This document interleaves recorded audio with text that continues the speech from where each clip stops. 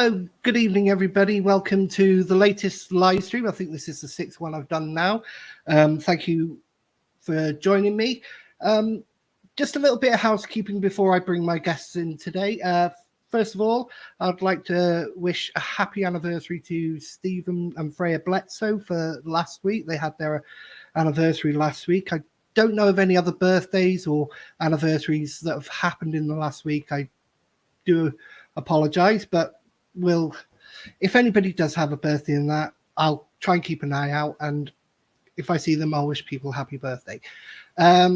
Second thing today is we've got councillors, candidates standing for Ynysawdre and St Brides with us today.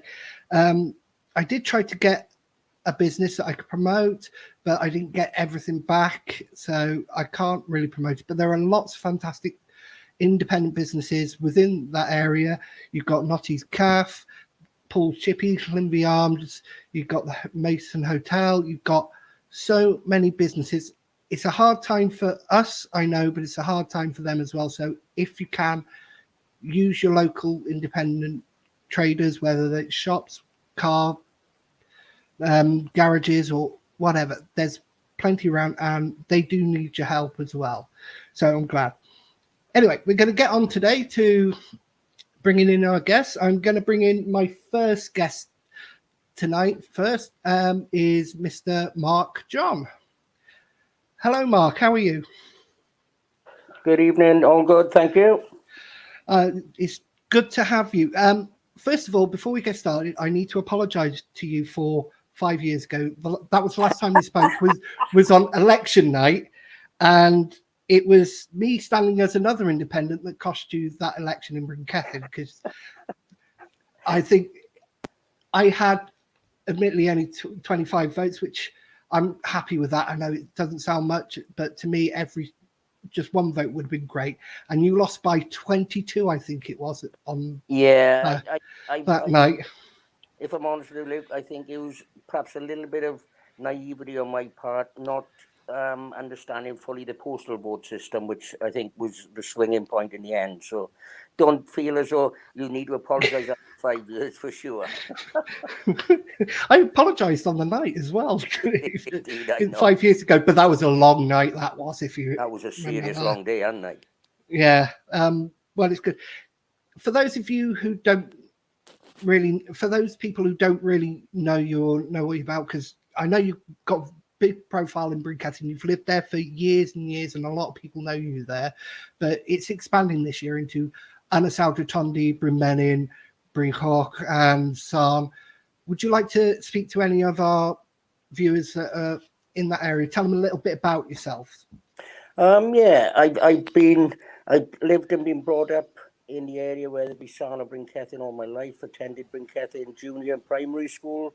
Went to more comprehensive school. So there'd be a lot of voters probably my age and their children, because I've refereed for the WIU for the last 15, 16 years. So I know a lot of the up to the 25-year-olds, which I've refereed from the age of 7, probably, a lot of them. So yeah, there's a lot of people in the area that I know, and I like to think there's a lot I get on with. And I think being in the area and being local, does cut a bit of cloth with a lot of people, because they feel as though you know the issues and you could deal with the issues and you're approachable. So yeah, and I've worked in the area for quite a numerous amount of years in my working life, and unfortunately enough now, it's more luck than judgment that I work for a lot of good companies, which allowed me to have good pensions. So I'm sort of at the age 56. I'm semi-retired, so I feel as though I've got the time to afford the ward, which I think the size of the ward, but the size of the ward needs a team of, there's three councillors going to be on the ward, and I think you need 3 councillors who need to work together and to get on to get the massive amount of work done.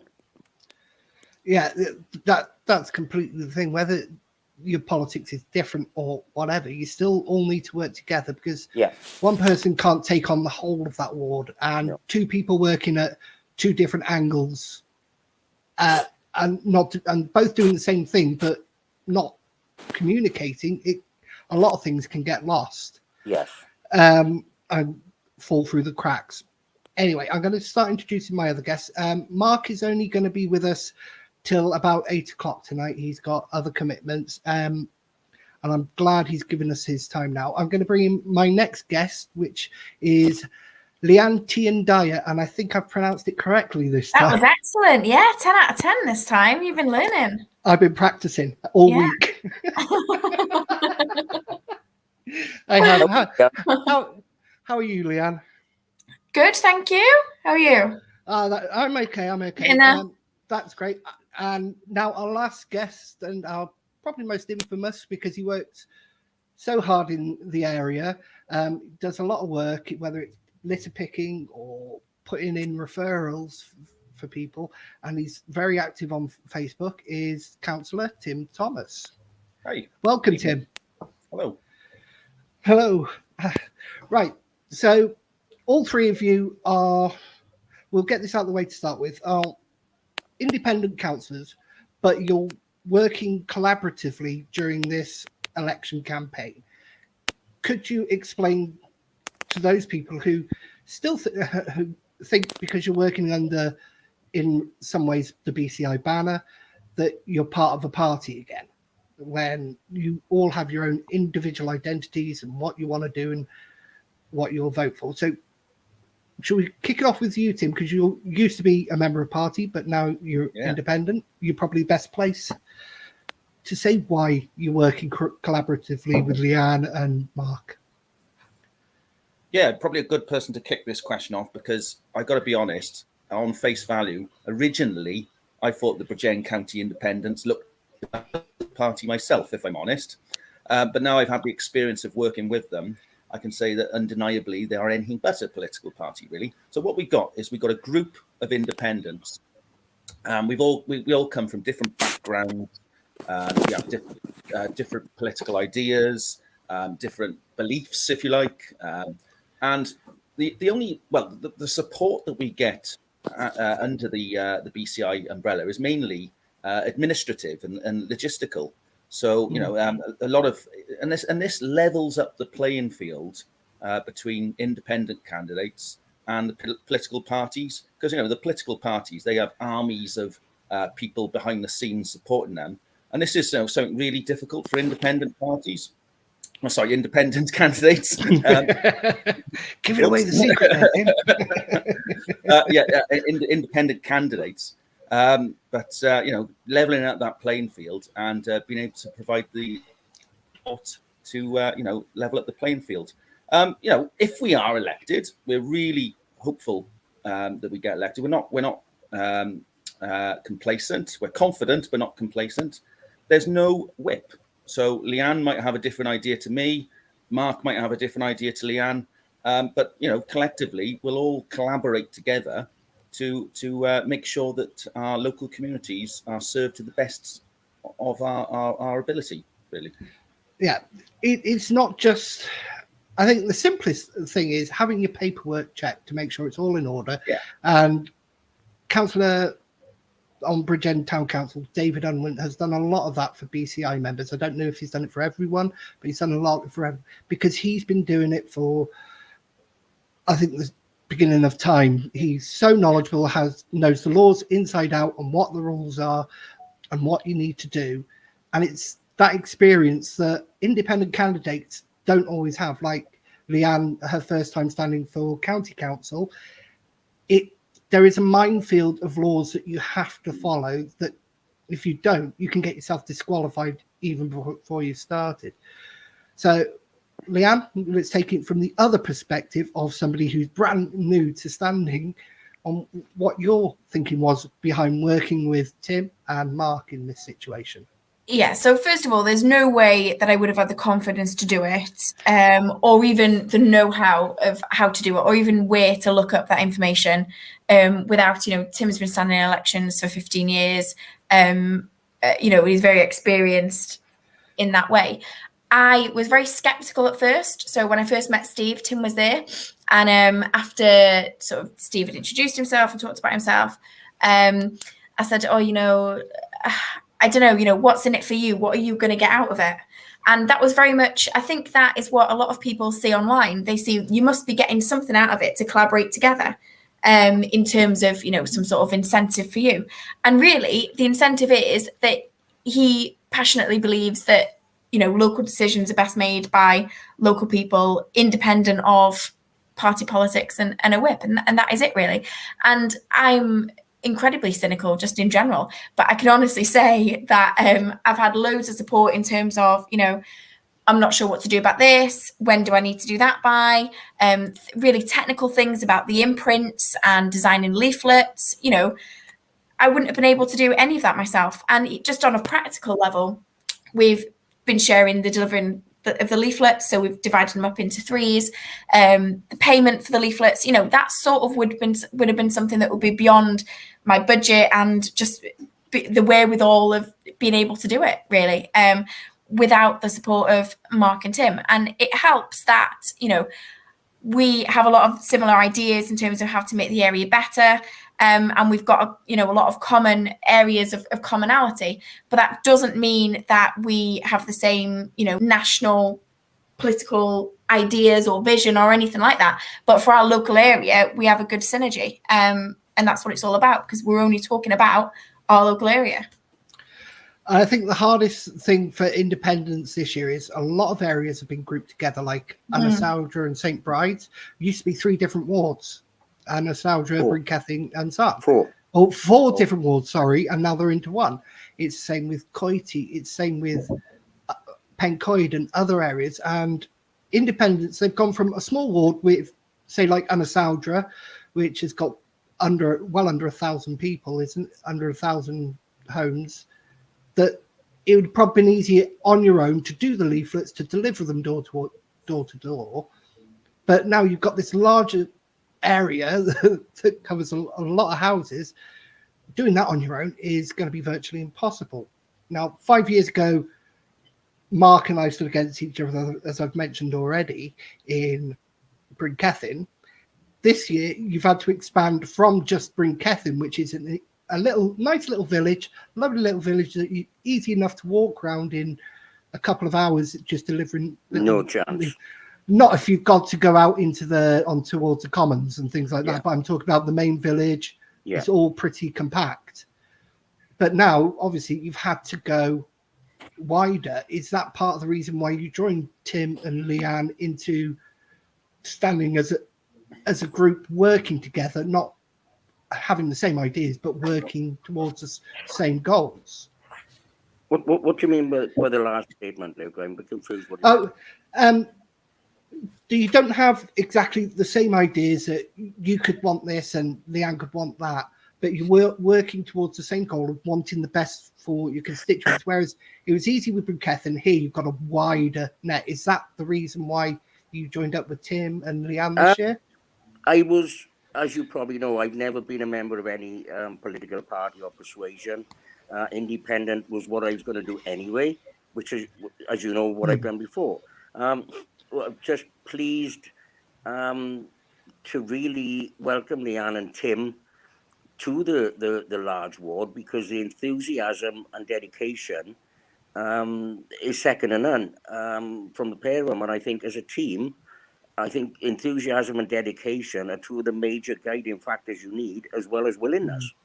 We and Tim were out yesterday morning, not indoors, and apart from the fab reception we had, I said to Tim, you know, sure, Tim would probably remember what I said to him. This is really a job of what a councillor should be doing anyway, is knocking doors, just to see the local issues. You know, you should be knocking doors, not every 5 years, but every couple of weeks, just to find out local issues, local problems, and speak to the residents that have had the time to vote you in. Yeah, I absolutely agree with that. Can I add in that, really? Yeah. The team dynamic. There was something that was said to me on the door in Sarn yesterday morning. Somebody commented to me that the independents are really working as a team, and that is, you know, really important, because it's a big ward. It's a funny ward as well, because it's a mishmash of communities. Big rivalry between Brinkethin and Tondy, isn't there, both on and off the rugby field. So you know, it's balancing that as well. So we're going to have to work together. And that has been addressed on the doorsteps. People saying, it's quite clear that all three of you like each other and you're working really well as a team. And that bodes well for us should we get elected. Would you like to add anything, Leanne? No, yeah, same. I mean, we haven't been sort of thrust together in the same way as maybe other candidates might be. We've proactively sought each other out, found that we got on and that we're very similar in all our ways. And you might not necessarily get that with other candidates who've been put together, sort of like a manufactured boy band kind of way. We're not we're not like that. So yeah, say again. That could be Harry Styles. Harry Styles, yeah. Mark will have to look that up after. Yeah. But yeah, and it's been an enjoyable. I mean, don't get me wrong. There are parts of it that might have been negative in general. Some of the things, online and whatever. But in general, it's been a really enjoyable start to. I've never stood for election before, and I feel supported. I feel like I've got, these two have my back. And we're a good team together. We will. I'm happy. We're happy to have questions if anybody's got questions. If there are any questions about Ynysawdre Community Council, we're going to do that after Mark has gone, because then we've got just the two members that are on the Community Council in there. But we've got also two members of St Brides Community Council, St Brides Minor, haven't we, on here? So, do you think that the community councils, now it's one big ward, should be working closer together with their councillors all in one group, or do you want to keep the separate of Ynysawdre, St Brides and the county? I think it's an interesting question, Luke. If you've got, if we go back historically to St Brides Minor Community Council as is, then there's still three separate wards of three councillors. Yeah. So it's a difficult question to answer in the respect of it's not all enveloped under one as it is now. No. So would it be beneficial to envelope it under one when it's all in one? It's a difficult one to answer. I don't really know difficult question to answer. I don't really know the answer to it, if I'm honest. I think if you look at one of the biggest projects in the area, and that's probably the community asset transfer of Pandy Park. That Pandy Park shares a border with St Brides Minor, Ynysawdre, and actually Newcastle Higher as well, I think, a tiny sliver. So yes, the answer to your question is definitely yes. Community councils should work collaboratively together. We've tried to bring St Brides and Newcastle Higher together to try and support Tondy Rugby Club in the community asset transfer. That's been a bit difficult, but I'm sure that's something that we can look at in the future. But should St Brides and Ynysawdre merge? I think that's something that we could put on the table and discuss. But on the other hand, then you've got to ask yourself, what are town and community councils for? And I think it's to deal with that real granularity of local issues, and you might lose that a little bit if you do merge and have these big larger community councils. But it's worth having a conversation, isn't it? Nothing else, even if it just leads to collaboration between the local community councils. That's probably something worth investigating, really, isn't it?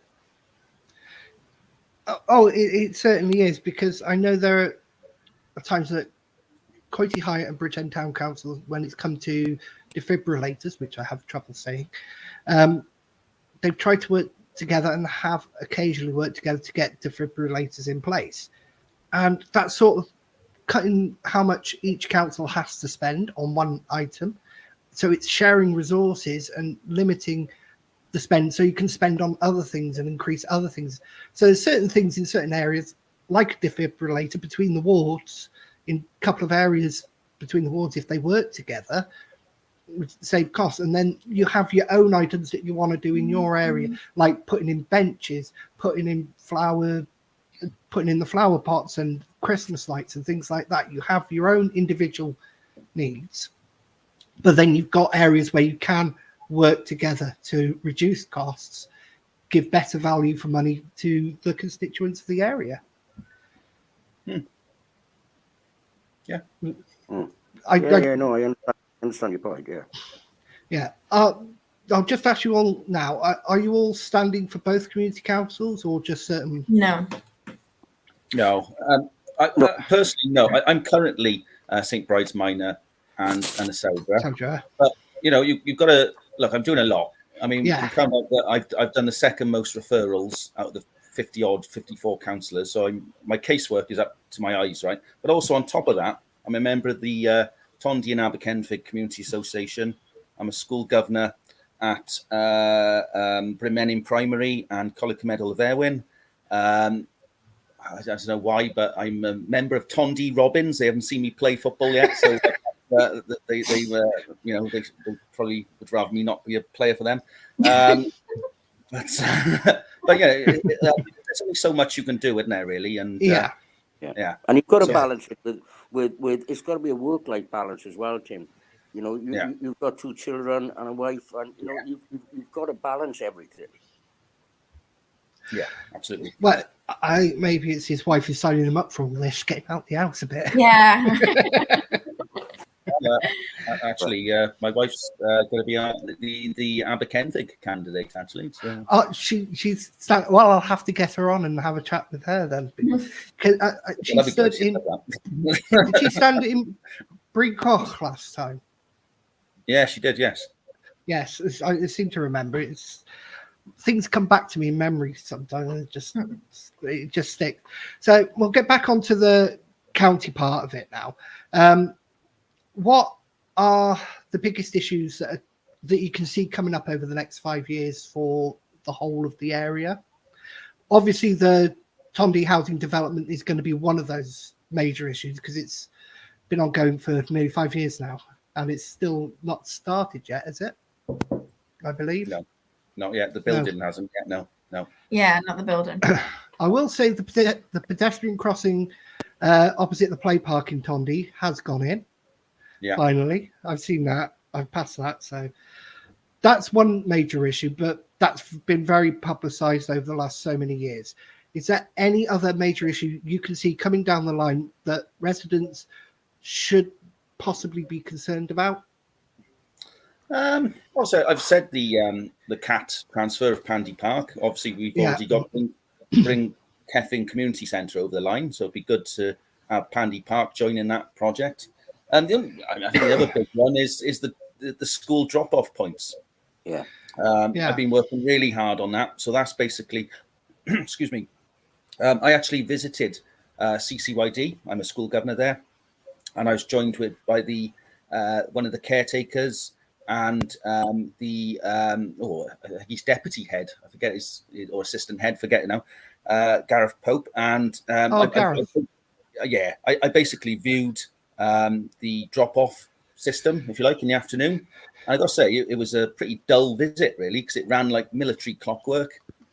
The taxis and buses went out, correctly. Before there were taxis going out the wrong way and people driving around the incorrect way. There's a one-way system put in now. Crocodile teeth put in so people can't go out the entrance when exit the entrance. But there's still a little bit of a problem with Bremennin Primary. The drop-off point hasn't been open there yet. Well, it has been open, but only for a very small number of permit holders. Had a meeting with the Director of Education, and they're going to do it incrementally. So they're going to increase the number of permits slowly, bit by bit, to just increase supply, if you like, safely as possible. I have asked for some measures in place for some of the surrounding streets, like resident parking and things like that. But that wasn't considered too favourably by officers, unfortunately. But just have to keep a bit of patience, I think, I'm afraid. But that is a bit of a bugbearer in the local area. Mm-hmm. Is there anything coming up of concern on the proposed LDP? Well, Obviously, you've already said about the development in Tondy. Yeah. The only other thing is the Glanner care home on Hale Ysgol. That I understand Valleys to Coast did a drop-in day for that the other day, and I haven't had I did publicise that. I was unable to attend that. I haven't had much feedback on that, but I know that some local people got a little bit of a concern about privacy, because these are going to be some of them are going to be quite tall buildings. There's a little bit of concern about access to parking and on-street parking. There's a little bit of concerns on waste storage, but actually on the access point, I actually think this development is going to improve the situation. I know this is very technical and very specific. You've got to have a local understanding. It might be a bit boring if you don't know. Hale-Ysgol, there's a big problem there. People are double parking on that street, and there's a concern you won't be able to get ambulances in that street. With the new development, actually, their driveways will be facing the road, so people will be unable to park in front of people's drives. So that should stop the double parking. And I have requested a bit of WO lines as well. So, that it is a bit of a contentious development, but fingers crossed that could actually solve a few problems. And I tell you what, we do need more housing, unfortunately, but it's got to be the right type of housing. It's got to be, affordable housing. I mean, we just had a planning application approved round by the former groundwork building, and asked for something like 6 luxury apartments. I'm not so sure we need luxury apartments. We need affordable housing, and it's not a week goes by without me having at least 20 referrals going in on homelessness cases and overcrowding. So it is a difficult one. We've got to balance the needs of the community with the wishes of local people as well. Yeah. I understand there was a possibility in the LDP of a static caravan site going in and Brinkethin somewhere. To the best of my knowledge, that has been overruled, and I think it's going to be now in Coitrehain. Yep. Is that correct, Tim? Yep, that's absolutely spot on, Mark. Well done. So what that is, that there was a current gypsy and traveller site in Coitrehain. I think it was Coitrehain, and there's quite a large family there. The younger part of the family wanted to move away because I think it was getting quite cramped. And then the proposal was that they could be relocated to Brinkethin by the depot. I did actually put an objection to that because of access issues. And I'm also concerned because that part of land is ring fenced, I think, isn't it, Mark, for sports development for yes. Yeah. But that was the good news. Go on. The good news is though that they've extended the Coitrehain site, and that family now can live with the wider extended family on a larger site. So I think this is a win-win situation for everyone concerned, really. So I don't think that's going to be an issue. That's a resolved one, that is. So that is resolved because, as I remember, when that was first floated, one of the members of St Brides resigned in protest over the possibility of it going there, as did a few in Newcastle Higher resigned in protest at one going up towards there as well. So I hadn't heard anything since, so I thought you're the people in the know, and whether that was part of an LDP coming up, the proposed LDP, then you'd be the ones who probably best to ask about that and inform our public watching. But we've talked about the possibility.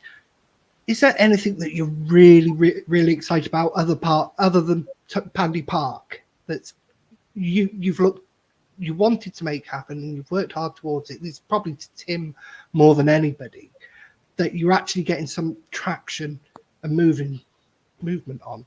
I know you've worked hard with the drop off with the schools. You and Alex and Amanda have all worked together because you're all in the same situation and you all worked hard, and that's fabulous and that's great. But is there something else that you're really proud of? Because you've been doing this for 5 years now in Ynysawdre. You've had a lot of praise and certainly your fair share of criticism over the time, Tim. But I think you've done some fantastic work. But is there anything that's really made you proud of doing what you've done over the last 5 years? Yeah, I mean, I think there's two things really. There's the level of referrals, second highest out of 54 counsellors or something like that.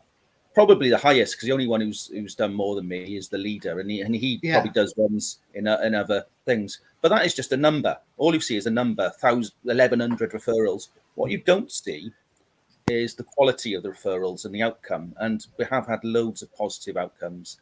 And my referrals vary. Some of them are just easy everyday things like potholes and street lights and rubbish like that. Well, not rubbish, but simple ones, things like that.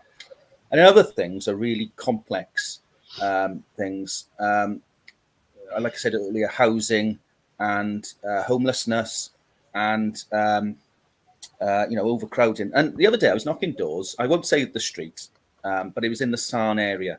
And I randomly knocked a door, and the lady let me in. She said, "Oh, you've got to come in." And I went into the room, and there was little grandchildren playing.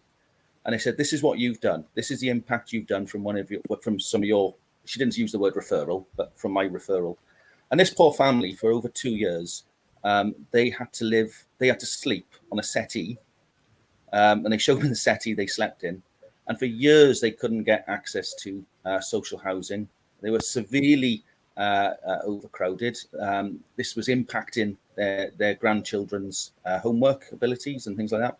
Impacting their ability to be a family, and it was just brilliant just to see the impact that my referral led to, really, and to see that their quality of life has improved so much from that referral. So we are in quite a powerful position here, really, to really improve people's lives, and that's just really empowering thing to see the progress in action, if you like.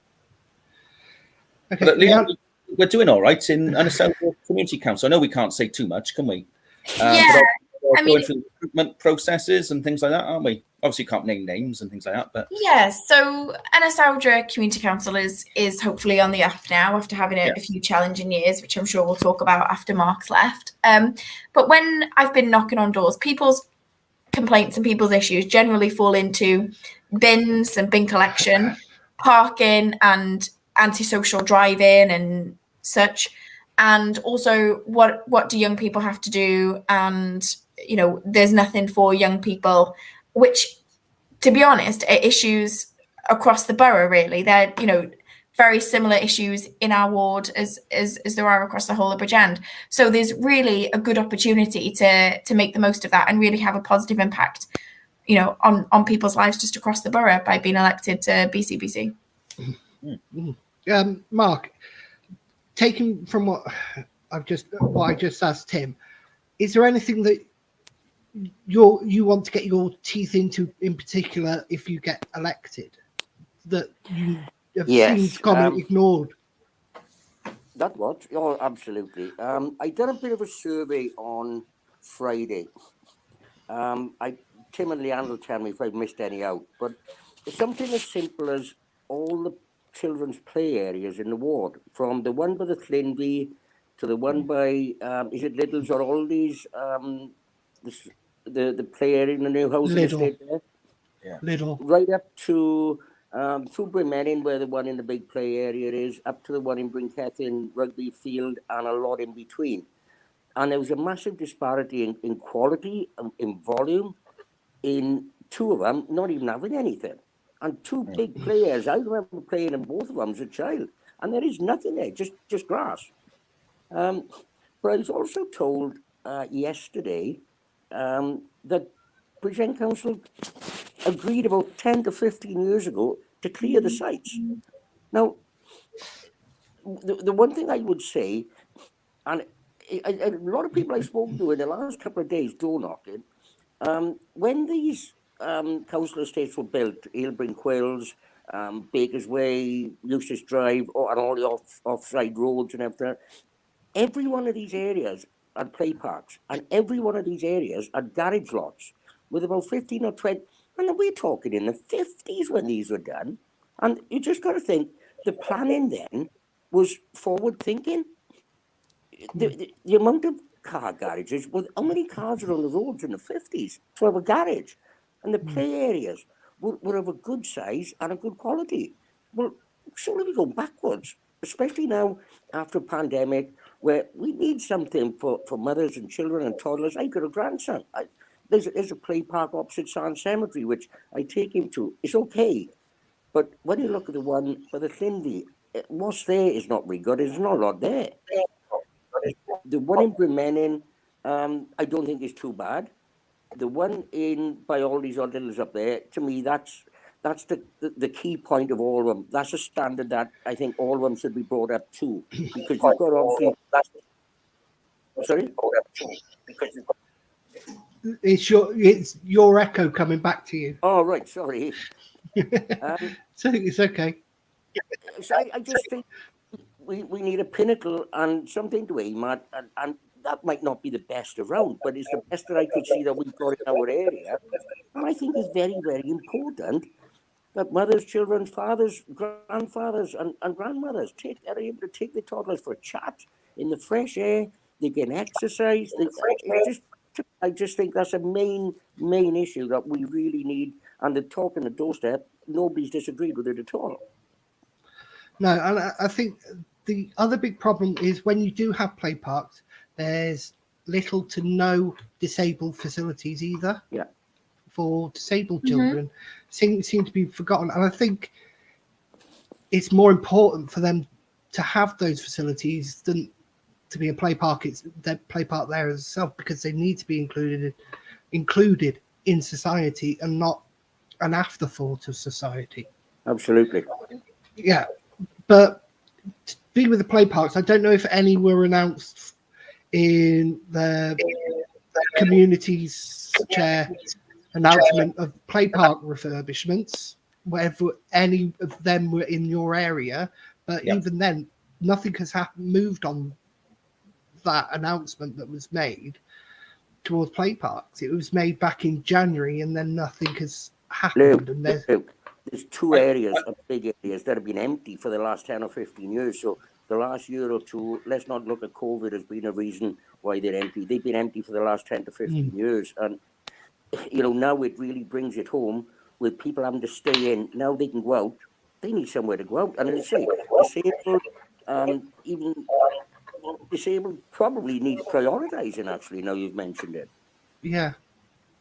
The other thing is, in your area in Ynysawdre, that you are quite lucky. You've got kids there do have access to two local youth clubs, one in Tondy and one in Ynysawdre. I believe there's one in there 2 nights a week, as it is.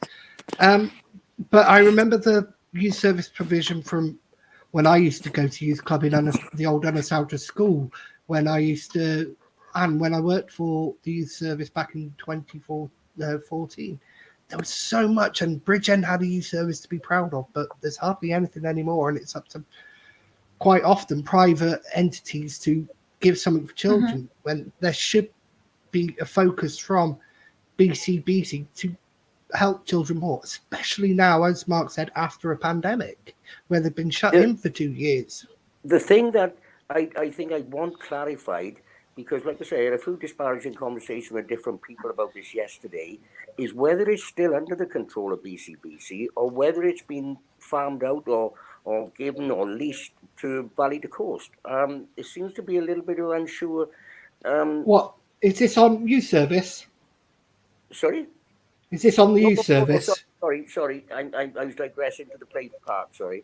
Areas of where the play parks are, whether it's been farmed out, whether it's been leased out, whether it's been given. But some people seem to think we need clarity to find out if VT Valleys to Coast own it, run it, or don't do anything with it. Yeah, because I know what youth provision there is in Bridgend from BCBC. The very little that there is put into the early help team, whereas Bridgend had its own youth service that won many, many, many awards. It was a pillar of pride, it should have been, for this county. And Mel Knott was very prideful of it. So was Hugh Rankin Davis and others. Very proud. But it was under their watch that all this gone as well. So it could be done better, and we do need to focus especially on the parks, because that's the smallest thing a county council can do to help children. That's the smallest initial thing that they should be doing. Look, on the parks, the county borough providing funding to redevelop parks. On that first round of funding, I think on our patch, correct me if I'm wrong, the park on Park Terrace is going to be improved. I identified a number of parks in the area that are pretty poor activity. So the one on Maesteg Road is dire. Mm-hmm. The one by the community centre is pretty bad, isn't it, Mark, in Bryn Cefn? I one of my referrals is they got like a sort of rubber flooring to cushion the floor with kids. That was falling apart. So I thought that was quite dangerous. But yeah, you're absolutely right. They need to improve on parks. We've recently had a consultation as a county borough on supplementary planning guidance for parks and open spaces. And this is one of the questions I raised during full council was the consultees were the usual suspects in terms of planning consultations, the planning inspectorate and things like that. We didn't have any consultation responses from children's groups. So I would really like to see things like the National Autistic Society get involved in that consultation, because obviously in terms of play, there's things that we wouldn't consider that are really important for autistic children to help them get the most out of play opportunities. And, obviously they're not going to know about supplementary planning guidance consultations. It's only those in the know. So I did ask that, could we be a bit more proactive in the future to try and reach out to these special groups to try and get a bit more richer understanding of wider children's needs in terms of play, really. Why couldn't a consultation like that be done through schools? Yeah, why indeed? To parents, because they're the ones with the children, and that's your key audience is there already. And it could be just simple as a letter going out from the school to every parent. There's consultation on children's play parks and things, and other planning consultation. Please come and give us your opinions at this address on the internet. That's as simple as it needed to be. But like most consultations, they're quite obscured, and quite often the questions direct you in the answers they want to give, they want to receive. I don't know about this park planning one. I haven't seen that one, and I don't know what the questions were. But that's the whole issue with a lot of consultations. Say, would you rather get rid of this service or this service? Not, do you want to keep both services? Is there an alternative way? Give us an opinion. It's, we want you to go in this direction, so we're going to guide the question that way. So you go this way. We've got not much time with Mark now. We've got about another 15 minutes or so.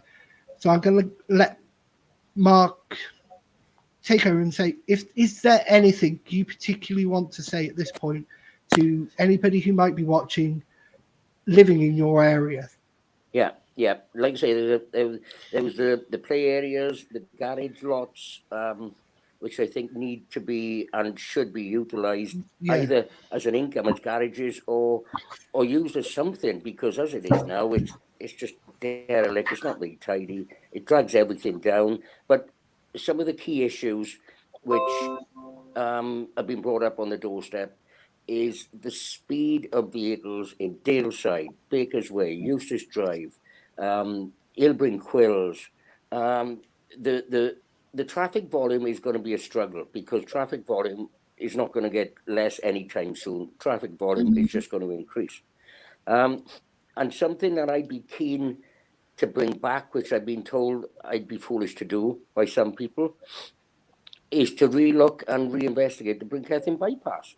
As a lot of people have said it needs to be done, and others say no, it's dead in the water. But having looked back many years and through a lot of paperwork, Apparently 45 years ago, there was an investigation about a Brinkethin bypass. Well, the volume of traffic then, if it needed investigated then, would have been completely different to what it is now. Yeah.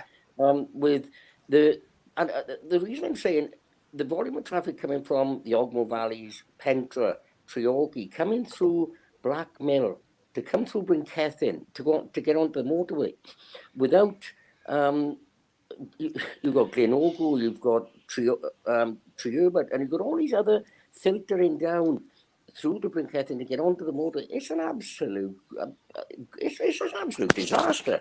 And when I've spoken to a few people and asked a few questions, but there's been nobody killed there yet. Well, I don't really think that's the right response about doing something, because nobody's been killed there. So we should put it on the back burner a bit. It's not important. Well, me, Tim and Leanne visited a resident north of the A4061 on Blackmill Road. It's impossible to cross the road safely. And people said, but there's only 6 or 7 houses. It doesn't matter how many houses there are. They can't cross the road. They haven't got a footpath. They've got no safe access or egress to get to the other side, to get into Brinkethin. It's things like this that people are. It's quite easy for the majority to overlook, but the minority who it affects in a big way. Mm-hmm. Does that make sense? Yeah. Oh, it makes sense. And not only that, is the school still there? Right on that. Brinkethin School is still there, up and running and standing. Yeah. Well, there we go. That's a major road with dangers for kids, for children. But there's no safe crossing point apart from further down towards the. I can't remember the pub, the Royal Oak. That's it, and that's the closest safe crossing point. What some of the Labour candidates tried bigging up was the fact that they're going to get 20 mile an hour outside of school and this, that, and the other. It's not the Labour candidates. It's not BCBC. It's a Welsh initiative. Mm-hmm, that that's right. They're trialling at the moment, and it looks as though they're going to put it in blanket, no matter where you are, what you are. If there's a school that's 20 mile an hour, well, you go through Brinkethin at 4 o'clock, you'll be doing well to get to 5 or 6 mile an hour.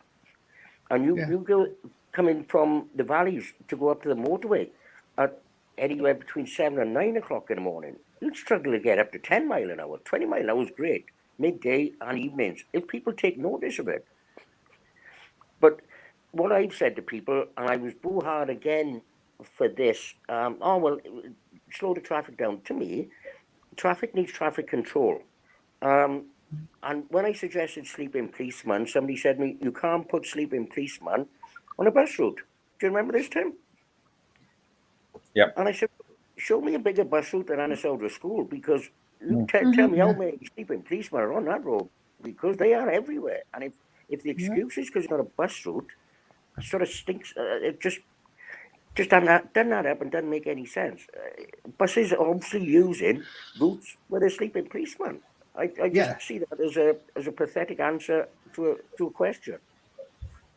It is, and there's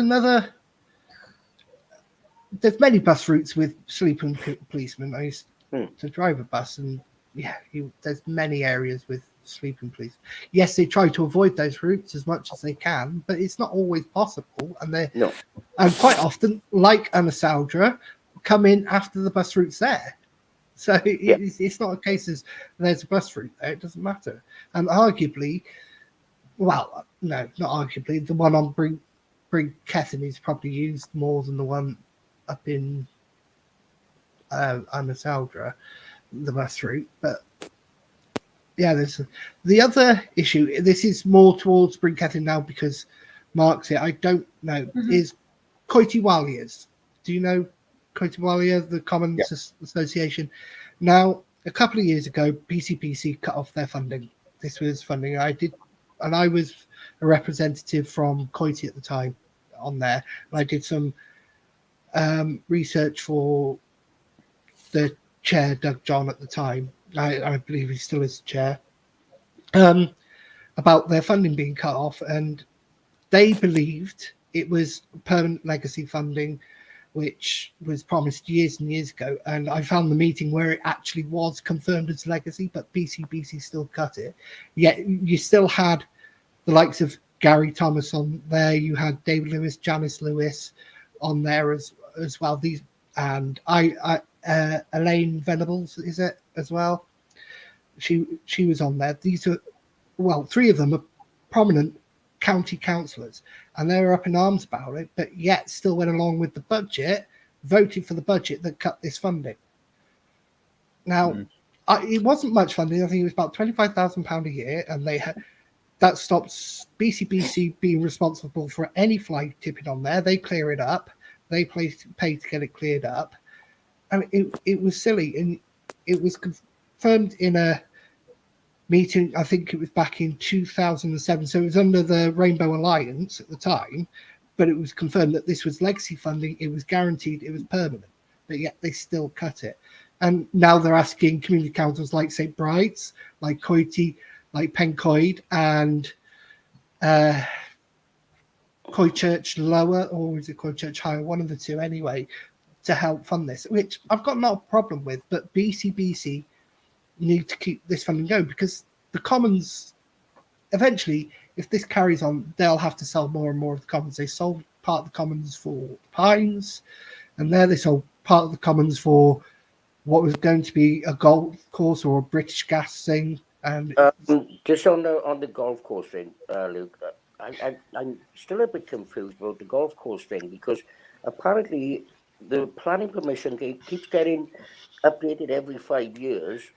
But there seems to be a free lease to the company that seems to keep applying for the planning. And I'm not sure if the Pines was actually built on common ground, because there was a hospital there where Sainsbury's is and the Pines is. So I'd be a bit unsure if you're correct in saying the Pines was actually built on common ground or not. Yes, it was part of the Commons remit, because each community council at the time got part funding from the Commons Association. I think Coity Higher got some, and St Brides got some, because they were the ones directly affected. They got some of the money from it. So at the time, but I think the Commoners do some fantastic work up there. They used to have a brilliant fair, which hasn't been on for the last couple of years, and it's land that we think, if you three got in and this came up, would this be something you would be inclined, because it's not a lot of money, 25,000 at the end of the day, when you think you've got a budget of that keeps creeping up towards £500 million a year in BCBC. 25,000 isn't all that much. Just to give you my thoughts on this, Luke. Yeah. I don't think a lot of people realise the amount of work that the Commoners actually do, as in looking after vegetation on the Common. It's not just rough and left to grow. They're clearing the ditches, clearing the verges, clearing the culverts, as Tim would know. When we get excessive rainfall, it takes a lot of bracken, fills up a culvert. Somebody's got to clear it, otherwise we're going to have more problems. Well, I was just going to say there's one on Hill Brinquills. Yeah. And they are volunteers, aren't they? So they need this funding, and there's also things like trees that need cutting back. Where Reese Row round by there. Yeah, it's not only that, animals who get knocked down, they come out and they deal with the disposal of the animals as well. And don't forget the thousands of meters of fencing that have been done, but need continual improvement and renewal. It's got to come from somewhere. And what we're doing is protecting the public from animals straying onto the road and protecting the animals from the vehicles. Yeah, and I think the Commoners do a fantastic job, and I can't see what the problem is with community councils contributing and BCBC contributing. What's wrong with that? Okay, it's not it won't be much. They only had £25,000 a year before. I think that, and they do so much. Luke, I've got to stop you there. My dad's carer just come in, so that's no problem. I love you and leave you all, and have a good evening. It's been fantastic. Fantastic. Thank you, Mark. I'll leave you to. Goodbye. Right, just the three of us. Right, let's get this better. So there we go. So we can all see each other better, because Tim was slightly cut off there. Right. So yeah, I think the Commons is very good. They do a lot of work, and I'd like to see that funding back, and I hope to see the three councillors who would be part of that area, that you'd be looking to work with the Commons in some way, maybe to get that funding back or not. Yep, absolutely. Yeah, absolutely. Yep. 2 seconds. Good. Right, everybody. Anybody who's in the chat, if you've got any questions for Leanne and Tim, even if it's about Ynysawdre Community Council, let's have it. I won't have any nasty questions. If you ask honest and proper questions, then that's fine. I won't. That'll be fair. But if you have any questions for Tim and Leanne on Ynysawdre, because I suppose there's a lot. It's been in not just local minds for the last 5 years, but it's also been in the news a few times over the last 5 years. Yeah. And absolutely. at one point or another, all three of us have served on this council, two of you now, and I used to. And I apologise to anybody who was expecting me to do more about them, but I had problems and I couldn't do what was needed at the time. I had my own problems, and I apologise for that. I know I made promises, I didn't fulfill them, but unfortunately my circumstances changed at the time, a few months later, and I had to step down, and that's my thing. But I'll go to Tim first, and I spoke to you about this the other day, that somebody asked me a question about, and it was obviously aimed towards you, because you used to be part of one party, then you went to another, now you're independent. I know some people want to, they asked me why would somebody do that, and I said there's many various different reasons. I don't know. I can't really answer for somebody else. I can't answer really, because I've never been in that position. I can hypothesize certain things, but I'll hand it over to you, Tim, if you want to answer that question. It's yeah. I'll up to you. I was a member of Plaid Cymru for 15 years. I stood for Parliament with them. I stood for the Assembly. I was on their National Executive Committee, and I was even a director, actually, towards the end. I was their fundraising director. So the decision to leave wasn't an easy one. But I've got to say, the support from Plaid locally was a little bit disappointing. To be frank, I may as well have been an independent anyway.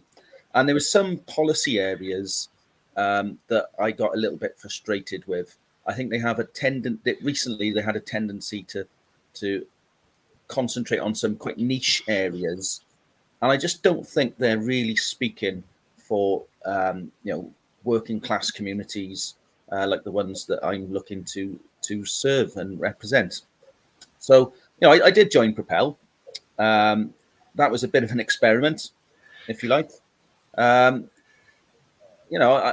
left them to become independent. It was an amicable leave. I just said, I don't think this is for me.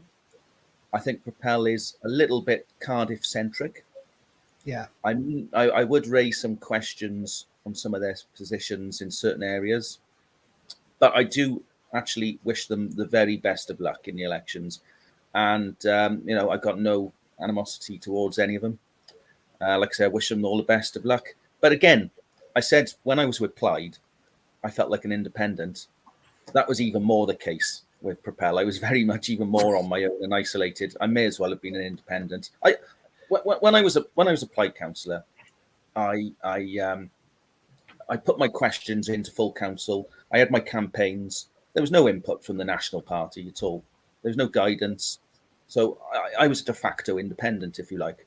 And one thing that really got me cross during the election in 2017, there was a bit of a naughty rumour going around that the 4 Plaid councillors were going to prop up the Labour administration.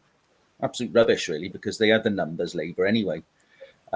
So I think somebody put this into the Glamorgan Gazette, and that was a bit of pressure on us, really, because I had the local newspapers wanted to interview me, saying why are you propping up this administration? And there was no input whatsoever from the National Party. There was no support. So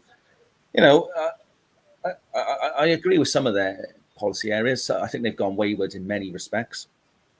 And really, I think recent events in national politics, I think with Boris Johnson and all that, I'm just frankly sick of political parties, to be honest. And that's something I'm getting on the doors. Everyone is sick and tired of political parties, and they just want someone who will represent the community rather than the party machine. And another great thing is we're not whipped. I would last 5 minutes in the Labour Party, honestly. I think it'd be a disaster because they are heavily whipped. So we can just do exactly what the people of Tondy, Bryn Cefn, Bryn Menyn and Sarn want us to do. Mm-hmm. Now, talking about Plaid, and I know you were really heavily with Plaid, and you really pushed their agenda and their belief and their philosophy. You even arranged with James for, I can't remember her last name, Leanne, to come down to Tondy Cricket Club, because I remember I was there and I watched it that night. That was you and James arranged that. It seems you had the commitment, and I remember when you knocked on my father's door in Bryn Menyn, and we were talking. I said, I like you personally, I really do, but I can't vote for party. I really can't. I'd love to vote for person, but I know what parties are like. They're heavily whipped. They're told to put party needs above other things. And it's not that I didn't think you would do that or wouldn't do that. It was just my principle at the time. I couldn't stand as an independent and then go vote for a party. I wish this year I was living down in that area, because I wanted to do it 5 years ago. I regret not doing it, but I would love to have done it this year, and I can't. I'm not living down there anymore. It's a shame. I do know my dad did vote for you. Did he? Yes. he did vote for you, because he wasn't really big into parties, but if he was going to vote for a party, it'd be a Welsh party, and he voted for Plaid. He didn't speak to you. I did, but yeah, it was more to say that you were more into Plaid than Plaid were more into supporting Plaid than Plaid were into supporting you. Would that be a fair assessment of what you got? Jilted Tim. Anyway, I think let's look to the future, isn't it, really? Yeah, it's look to the future now. It's a new chapter. It's a new beginning, essentially. But I've got that question out of the way. I know somebody asked me, and I thought I've got to ask you, because if I don't, because I know that person is watching because they asked for the link specifically. Yeah, now, obviously I can't speak for Tim, but it's not a surprise to me that people who are politically engaged, everyone, it's human nature. You look for your tribe, don't you? You look for people who think like you and who agree with you on certain policy areas. And a lot of the time you find that in a particular political party. And there's no shame in when you no longer find that anymore, and when you no longer find that synergy and commonality, for you to make your exit and leave. I don't think there's any, I make no bones about there being I don't think it's strange that's happened. Well, people do often change, and parties are growing organisms, and they often have their core beliefs, but they change how they push. They change their focus over time. Plaid with Adam Price is very different to with Leanne Wood. It is. That's it, Wood. And everything evolves like that. And if you find it no longer suits you, you've got to make the best decision for yourself and go stick with your principles and stick with your beliefs. So I don't personally think there's anything strange about that. Yeah. Now, me and Tim spoke last time about the problems Ynysawdre had financially. I spoke about my bits there that I could remember from seeing things in there. It is fair to say Ynysawdre has been through the mill, not just before the prior election, but they're still going through. I'm not saying financially, that's not what I'm saying. What I'm saying is the criticism that is being levelled at the community council, whether rightly or wrongly, it's still there, and it's hard to, is it hard to move on when you're being compared and lumped in with what happened completely before you got there, even though things have changed, even though, okay, you can't do everything everybody wants, you can't get there because you still are limited, because theoretically you set back another 5 years, aren't you, because of what happened over that 5-year period. You're basically at 2017 now, not 2022. Is it hard to keep going and saying, I'm doing this, it's a thankless task, is there any point me doing it? So Tim and I are here primarily because we're candidates for BC, but we also serve obviously on Ynysawdre Community Council. So when I'm speaking here, I'm speaking about my personal opinions. I'm not speaking on behalf of Ynysawdre Community Council, just because it's the pre-election period, and I don't want anyone to complain about that. However, the reason that I joined Ynysawdre Community Council is the same reason that I'm standing again and hoping to serve again on Ynysawdre Community Council. And that's because I live here, my child is growing up here, and I want the area that I live in and that she goes up in to be a better place. Nothing about that has changed. Now, people might have different opinions about the way to best serve the area, and that's fine. To be honest with you, I would welcome any constructive engagement, any proposals for anything we could do, absolutely anything, I would welcome wholeheartedly. And I believe the rest of the councillors on the council would as well. Now, historically, there's been difficulty in filling vacancies on the council, and not only filling vacancies, but keeping those people on board. There are a myriad of reasons why that is the case, but it is the case. And I would urge anybody who, there's still time to get nomination papers in, for anybody who wants to serve their local community in Ynysawdre to give it a go. There has been tumultuous and challenging times. I firmly believe, though, that we're now we've turned the page, we've had the audit report out, we can now look forward really progressively, just about to hire a new clerk, and really move forward with some really proactive, now COVID's out of the way, kind of, and, we can move forward with different events and those sorts of things. We can be really proactive in the community, and I'd really like to have more engagement from anybody who lives here, anybody who has any ties to Ynysawdre, to how to drive the council forward, instead of looking back at what could have been done, 10 years ago, 5 years ago, and trying to apportion blame for that. Let's really constructively move forward. And what we all want is to work collaboratively to make Ynysawdre a better place. So help us do that. Sincerely, I really am sincere about that. And that's the point. It's got to be, even if it's criticism, it's got to be constructive. It can't be just bang on. And I know you two don't really want to mention the particular group. I will. Ynysawdre Elderly Residents Association. I see from their point of view, because they were ignored, lied to, not for 5 years when Natalie Morgan was the clerk. They knew something was wrong. Natalie got solicitors on them. She set police on them. They went to the ombudsman saying the problems. They ignored them. BC ignored them. Hayden Morgan was one who didn't ignore them and tried to help as much as he could. Unfortunately, he couldn't.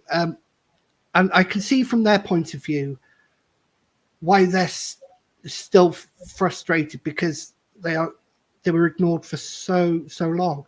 And they just still don't feel that things are where they should be. They're still looking, but they've got to realise the council's now at 2017 where it should be at 2022. Unfortunately, that is because of what happened 5 years previous. It's not going to happen overnight. It's not even going to happen in one term. It's a slow, long process. You've got to work out what went wrong, which culminated in the auditor's report that came out last year. Then you've got to, this is how we can improve it. Let's start getting the measures in place and let's start improving the area. I understand from reading that residents still feel when they're asking questions, they're being ignored. They've got a new clerk coming in now after the election. So hopefully things will start getting better and more information can start flowing both ways, because I think that's the biggest problem. It's information going both ways, and normally the clerk is the conduit for that. That's right, yeah. For that information, and hopefully with this new clerk, that conduit can start opening better, and a better discussion of ideas and a calmer discussion of ideas of how to progress forward. I do know that there are some still out there that want the community council gone, whether that's a good idea or bad idea. Personally, I think it's a bad idea. I think community councils can do so much for your community, more than what a county can do. It could be more focused, more targeted. And I think community councils are there. But you're getting back into some sort of shape, and hopefully that continues to grow. And I hope residents work with you, but I do know there's a lot of frustration still there from these residents who were ignored for so long by the previous council. Some of those residents were actually on the council as well at some point, trying to make a difference, but couldn't get anywhere because they were so completely overruled at the time when Natalie Morgan was there. And it does get frustrating. But I never had a problem with the Elderly Residents Association. Yes, we've clashed and don't think that. But I do hope that you both continue to work hard like Tim does at a county level, as you've both been doing the community council, to keep it going forward and keep this momentum going. It's the start of a long process. It's not going to be overnight. It's not going to happen in a year. You've got to try and get up to 2022 in the next 5 years and beyond that, which is going to take time.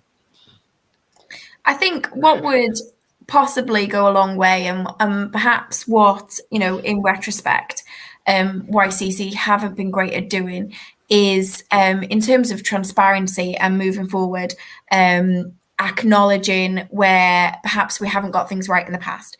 There's a natural defensiveness when you feel that somebody is criticizing you, to say, oh, that wasn't me, that's the people before me. And, in our case, it's true because we weren't on the council at the time. However, speaking, if we were to speak on behalf of the council, we can acknowledge that the council categorically hasn't always got it right. We know that. And that's the first step, I think, in moving forwards, is to acknowledge where we haven't got it right previously.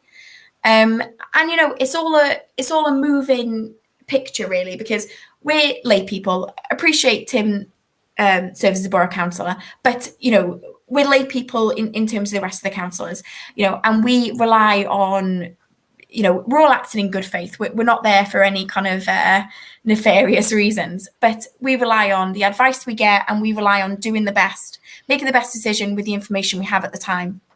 And subsequently, it may transpire that, that decision perhaps wasn't the best one in retrospect with later information you get. Do you see what I'm saying? And I think part of moving forwards is acknowledging where we haven't done that previously. In terms of not answering questions, I'd like to think we're moving towards being more open and transparent. We've recently, Tim recently suggested a policy in terms of petitions. So, which is pretty transparent, I think. If a petition gets a certain amount of signatures, we'll discuss it at full council, which I don't know any other community council who's doing that personally. In terms of transparency, our meetings are now recorded. In terms of transparency, we had a public meeting about the audit report, which was open to anybody and is now up on our website. And it's us taking accountability for things that the council has got wrong previously and how we're going to put it right. So I really think that we are trying to get off on the right foot of being more accountable and more open. Having said that, we do expect the communication that comes into us to kind of be in good faith as well. It's a two-way thing, You have to work with us for us to be able to work with you as well, Yeah, spot on, I think that. Firstly, apologies though.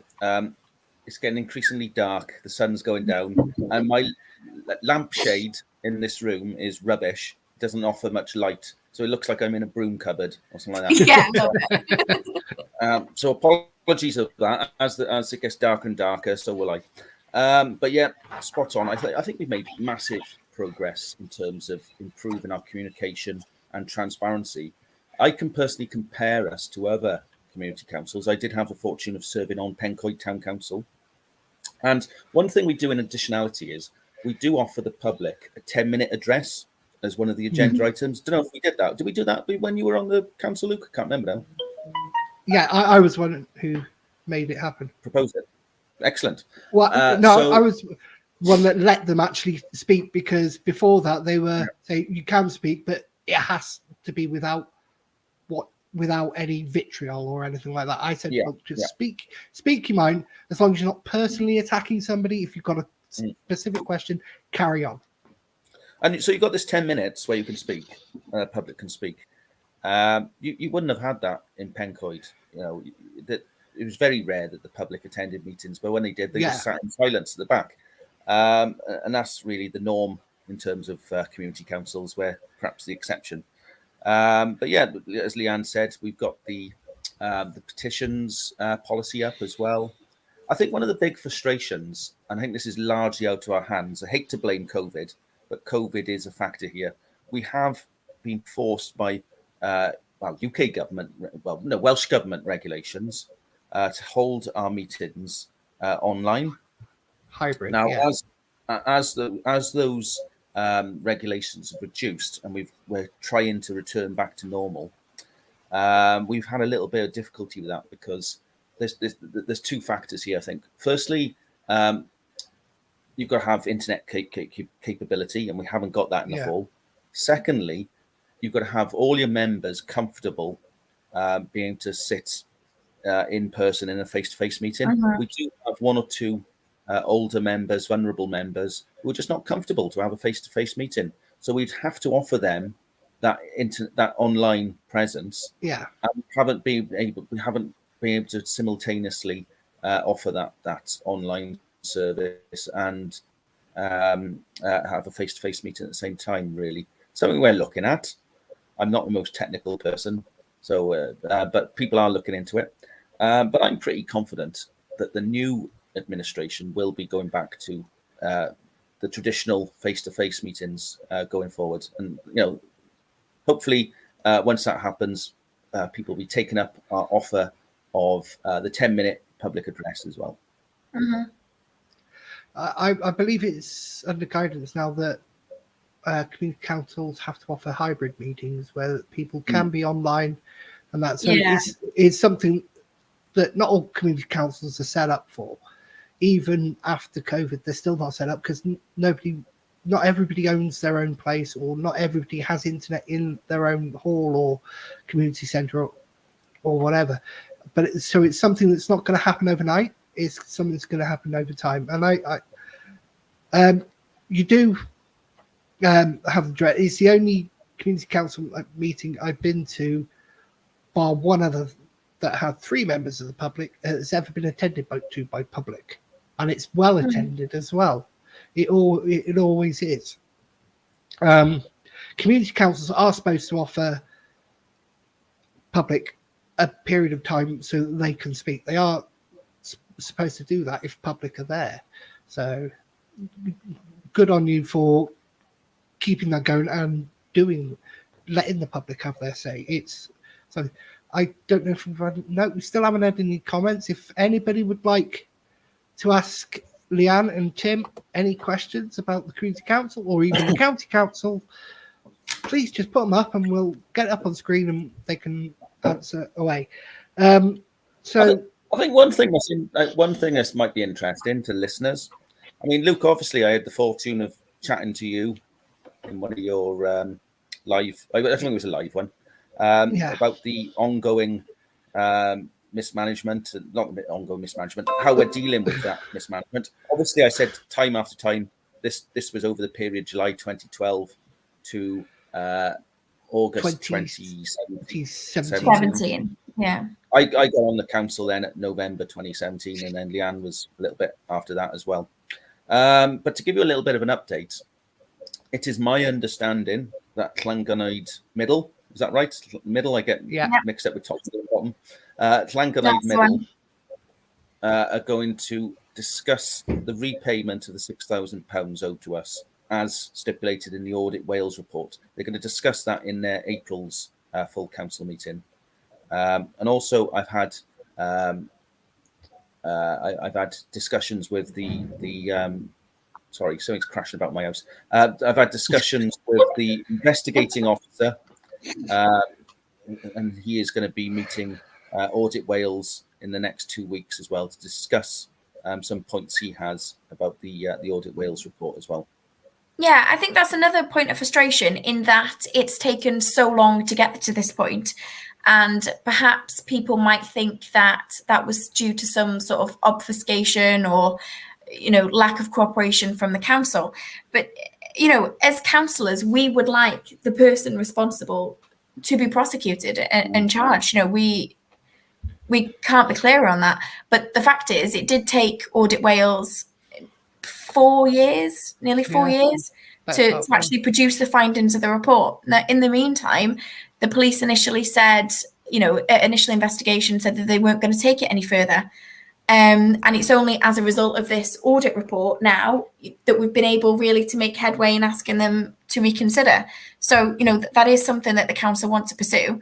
And, we're just as frustrated as everybody else that it's taken so long for the audit report to come in. But that's how long it takes, apparently. So, In other not so cheerful news, we're likely to get the bill soon as well for the audit report. So let's think how much that's going to cost. And I think that's a real shame because it's double taxation for the people of Ynysawdre, really, isn't it? Yeah, absolutely. We've had this money nicked off them.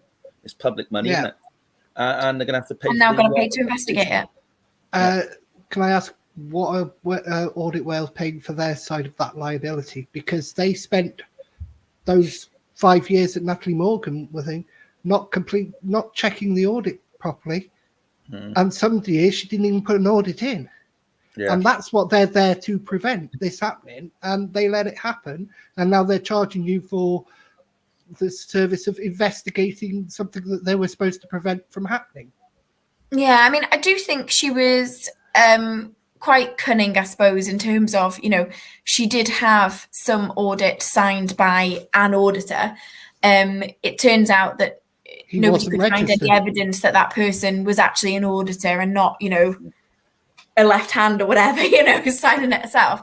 But, I suppose on the face of it, and this isn't to excuse in any way anyone's passivity and inaction, but I suppose on the face of it, she was quite convincing, I suppose.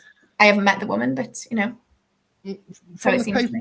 From some of the audit paperwork that she did submit that I'd seen, it was quite obvious because the auditor would have to be registered.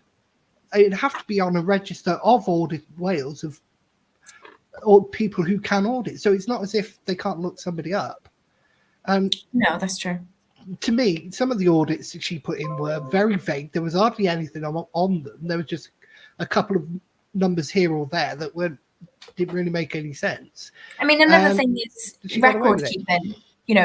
We in her correspondence with the police, she alleges that she left all the records and handed all the records over. But we know that that's not true because we know the records aren't there and haven't been found. So, there's it's quite difficult, I suppose, and that's why it's probably taken Audit Wales so long to come to the conclusions that they have. But make no mistakes, the conclusions they have are pretty stark. There is no doubt about where that money went, as far as I'm concerned. Anyway. Yeah, it couldn't be clearer from the report. Yeah. A comment from Stephen Bledsoe. There have been problems in Ynysawdre in the past, but it has potentially a bright future. I hope that concerned residents and councillors can come together to allow that to happen. Thank you, Steve. I do think Audit Wales needs to take their share of culpability in what happened, as well as the councillors who were in the council at the time, and that because it's not fair on the residents now to have to pay for this audit report when it's something that should have been prevented in the first place. and that's the reason why you have audited Wales there, is to prevent things like this. It wasn't sophisticated scam. It wasn't anything else. She had even set up accounts in her name. So but she'd set up, she set up accounts though for the council, hadn't she? That she had no authorization to do so. And I suppose when you look at when the money was taken, it started off like a slow drip, and then obviously she realized she wasn't being caught, and then it became more kind of audacious and more kind of obvious, I guess, as time went on, she wasn't being stopped. But I think one of the things was looking back through the minutes and things in terms of things like a bank reconciliation, that wasn't consistently happening. Councillors weren't at all being shown, here's the bank statements, here's the money coming in, here's the money going out. Simple things like that. There was just no transparency over it. And I suppose the councillors, put their trust in her, and I know BCBC don't really have any control over the community councils, but they are the collectors of the precept for them. Yeah. The thing is, for years, the Elderly Residents Association tried the auditors, tried BCBC, even tried the police, and everybody ignored them. So if normal residents can see there's something fishy going on and make these complaints, why aren't these bodies that are there to help protect public funding and are responsible for public funding, why aren't they doing what they should be doing? Listening to residents, listening to people. Okay, there are people out there who have certain agendas, and I don't deny that, but when you've had complaints over a long period of time for the same thing, about the same thing, money's disappearing, there's no accountability, surely that should say, peak Audit Wales interest at least. You go, where's all this money going then? And it took over 5 years. It took 5 years for them to... I got to say, this isn't necessarily an Ynysawdre problem. No, it's not. It's happened elsewhere across Wales. Wales, yeah. I think I was going to say Maesteg. I think 15 community councils across Wales appeared in an overall audit for serious breaches, and there were some that were much, much worse than what's happened in Bridgend.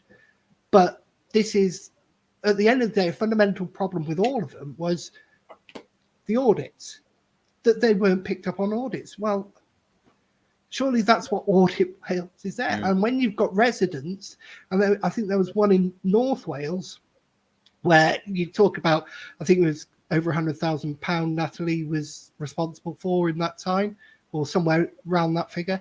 There's one that was about near enough the size of what Bridgend Town Council takes in 1 year, had been taken over a period of time, and over a period of 10, 15 years. And people were complaining and going on about it for 10, 15 years, and yet Audit Wales haven't done a thing. So surely the fault has to lie at Audit Wales's feet at that point, when people are going to them and saying, there's money missing here, there's no accountability for it. Can you go find out where it is? Well, so, I'm mindful not to be too critical whilst we're waiting for our bill. Yeah. But also, Audit Wales are brilliant, fantastic. Yeah, again, I don't want to detract from the fact that, the procedures and the policies weren't in place, as it turns out, allowed and fostered this to happen. And that is an Ynysawdre Community Council issue that allowed it to happen, And ultimately, the person who's responsible for the misappropriation, there is one person ultimately responsible, so I don't want to say anything that would kind of try or be seen to be trying to shift the blame onto anybody else, or not to accept, the community council's responsibility and accountability in what had gone on. No, I'm not shifting the blame from the community council. The community council has their share of blame, but so does other bodies that were informed that something's going on, that something's not quite right, and they just ignored and did nothing about it. The only thing I'd add is this just illustrates the importance of good clerks with integrity.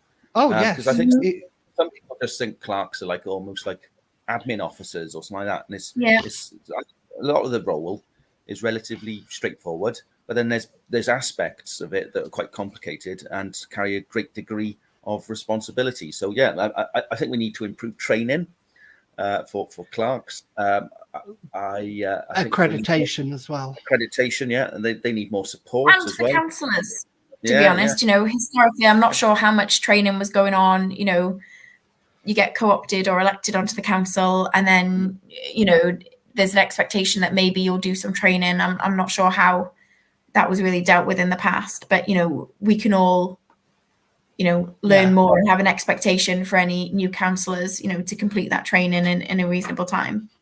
Yeah, I think there's such a diverse amount of courses. I think there's loads.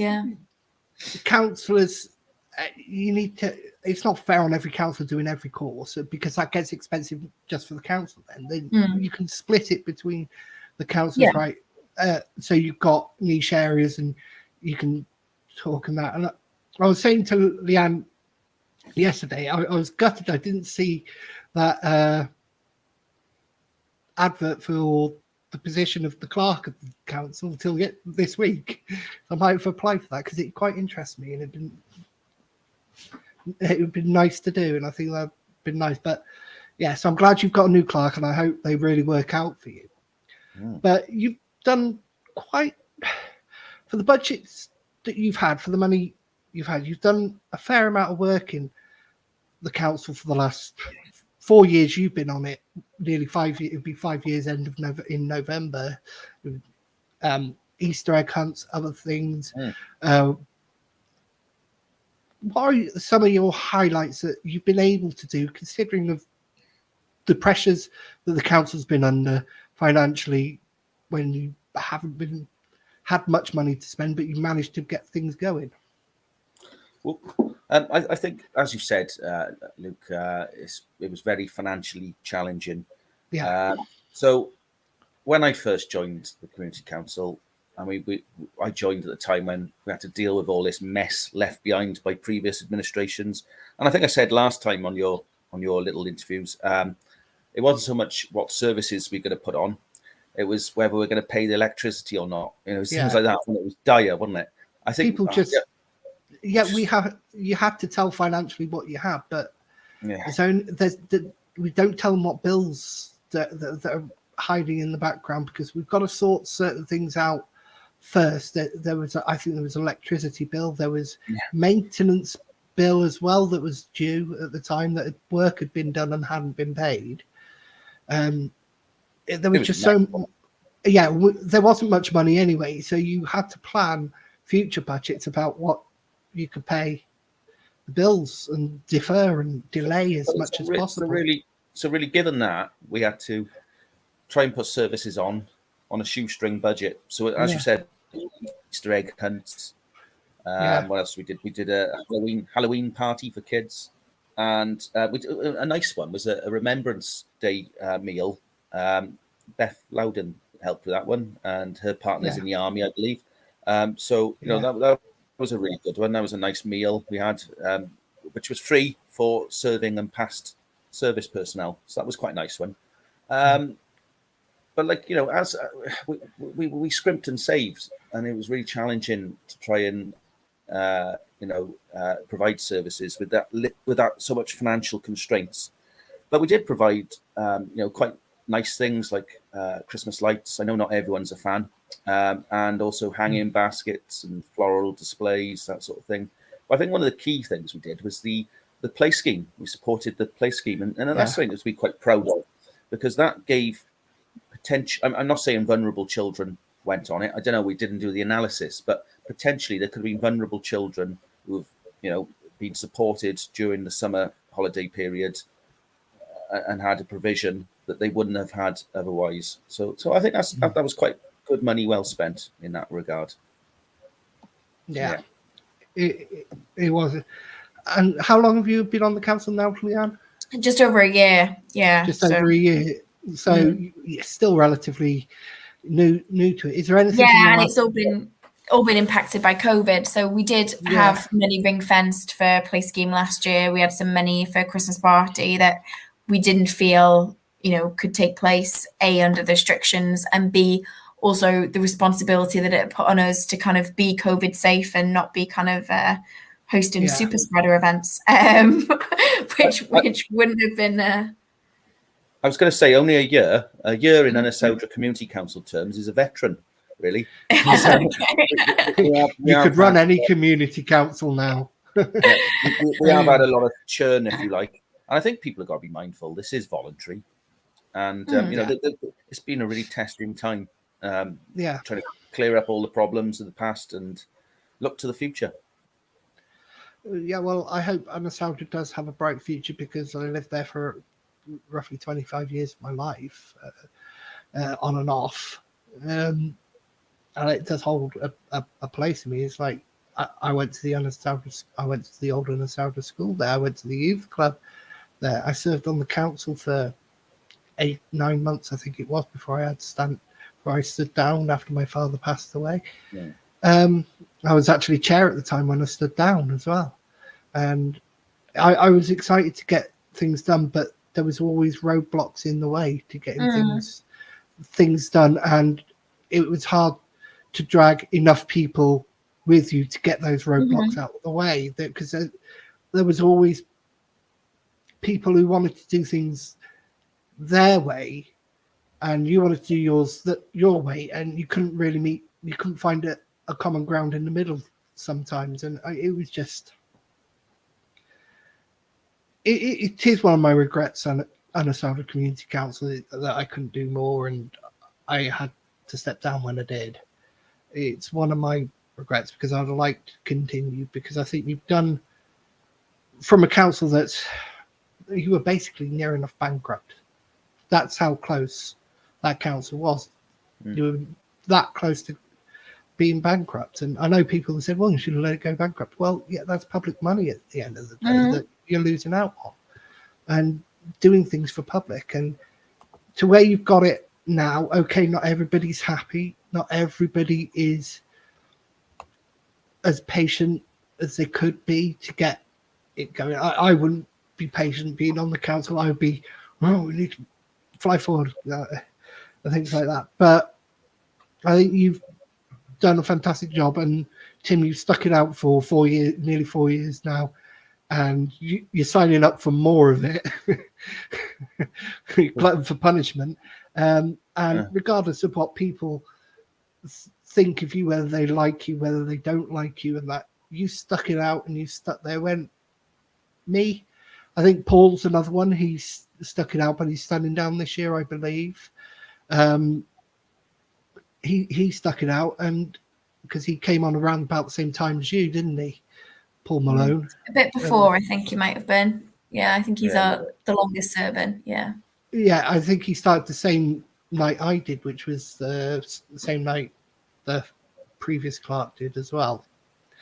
Yeah, you stuck it out when you could have quite easily said, no, I'm just going to concentrate on the county council. I'm doing well there. I'm getting things done. I don't need this hassle as well, considering everything else you do as well. And I just think you deserve a lot of respect from that, even from the people who you're not their cup of tea or something like that. I think you deserve the respect, and good for you for sticking it out and signing up for more. Thank you. Yes, I'm motivated, because I do believe that we can improve even more. Really. And I think oh no, there's a terrible echo there. Yeah. I do think that the future is quite positive. So that's what motivates me, really. If we had to dwell in the past all the time, well, that would be another story. Yeah. So you're both standing for the community council. You're both standing for county council. It'll be fantastic if the community council can have 2 county councils on there.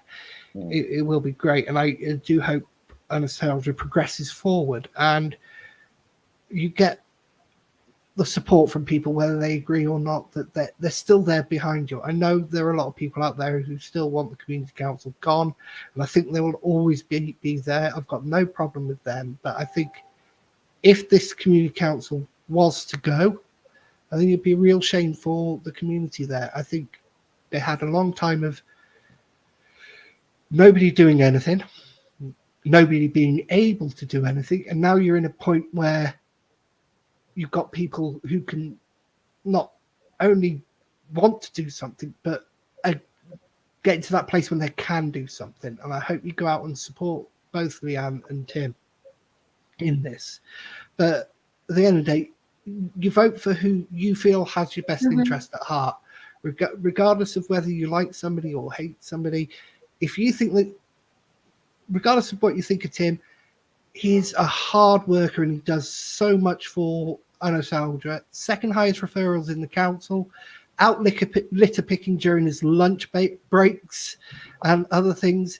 He's a busy man and he works hard. You cannot deny that and respect him for that. So you vote for who you think is going to do their best for you. I'm not saying Tim will or Leanne will, but you do who you believe will do the best for you. We got 20 minutes. Is there anything you two want to bring up in particular that's happened over the last few weeks since I've spoken to you both, and that you can want to particularly?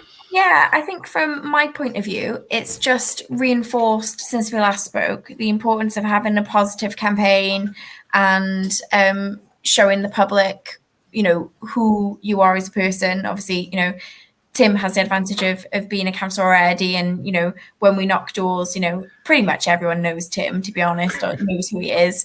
But the importance of having a positive campaign and not falling into the trap, as I've seen some people do online, of bringing other people down in order, for your light to shine a bit brighter. I think I'm proud of us as a trio that we, have avoided that. And, we've been really positive and engaged with people who, even people who, do say, I think, Ynysawdre Community Councils, this, that, and the other, okay, well, tell me what you want us to do and how we can improve, And I think by doing that, whether people vote for us or not, hopefully they'll respect us as doing that. Yeah, more questions, Luke, couldn't it? Really, because I'd love questions. I thought we were going to get some. I really I thought did. we were going to get some questions. Yeah, I really. The reason why I say, because I think I hoped we would and that.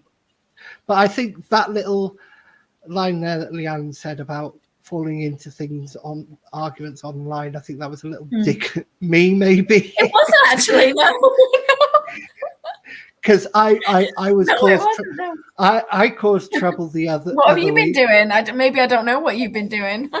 I caused trouble the other week on Bridgend County Facebook page. I can't remember what Facebook, and I've been silenced. I'm not allowed to post or comment anymore.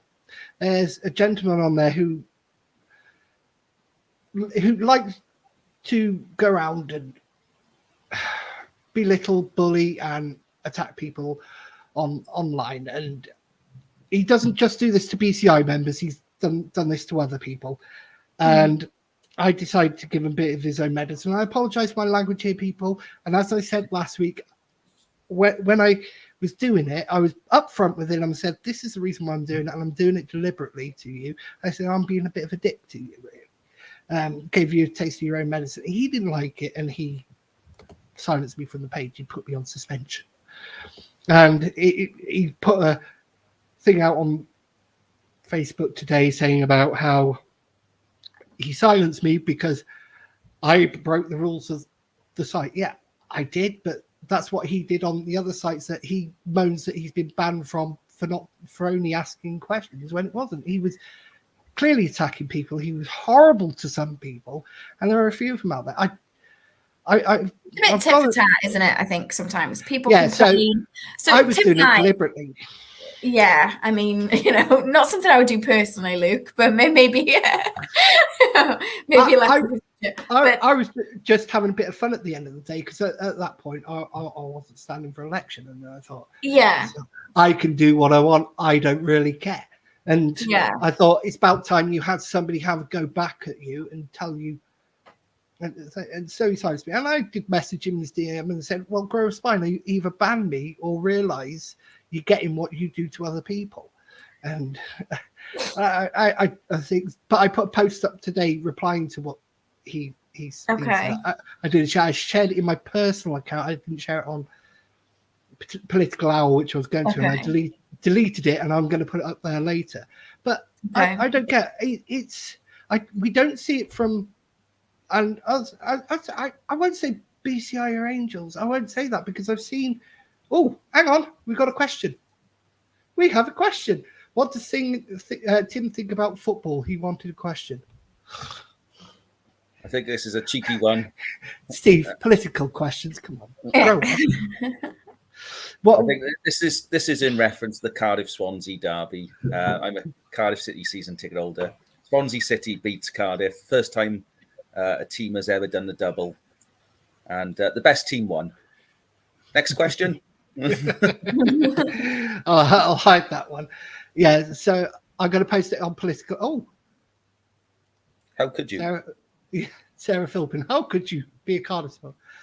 Look, my dad's from Cardiff, and he was Cardiff supporter, and everybody assumes I'd be a Cardiff supporter. I do support Cardiff, but I support Swansea, and I support Wrexham, and I support Newport. I want all the Welsh teams to do well. I don't. That's very diplomatic of you, Luke. That doesn't chime with the person who you've just been saying has been trolling people. I'm not sure I buy that. I was upfront and honest. Yeah, but I do. I'd like all Welsh teams to do well, and it's fantastic. It was fantastic when they were both in the Premier League, and it brings a good light to Wales. And I never understand rivalries, to be honest. But then, during the 90s, I've been a big fan of Manchester United, and we're just better than anybody else. We didn't have any rivalries. Yeah, my husband's a Liverpool supporter, so he gets on with I'm from Manchester, so yeah, he gets on with my Mancunian family. Yeah, whenever there's football on, not so much. How do your family still like you? How do they still like me? I mean, that's a question a lot of people have asked me over the years, Luke. Not to do with football, but just in general. No, put up with, I think, is probably put up with. BCI is full of Swansea and Cardiff fans. The WhatsApp chats have been hysterical this week. I mean, no, another thing is just the diversity of Bridgend County Independents. We said earlier that we haven't got a whip, really. We're all from different backgrounds.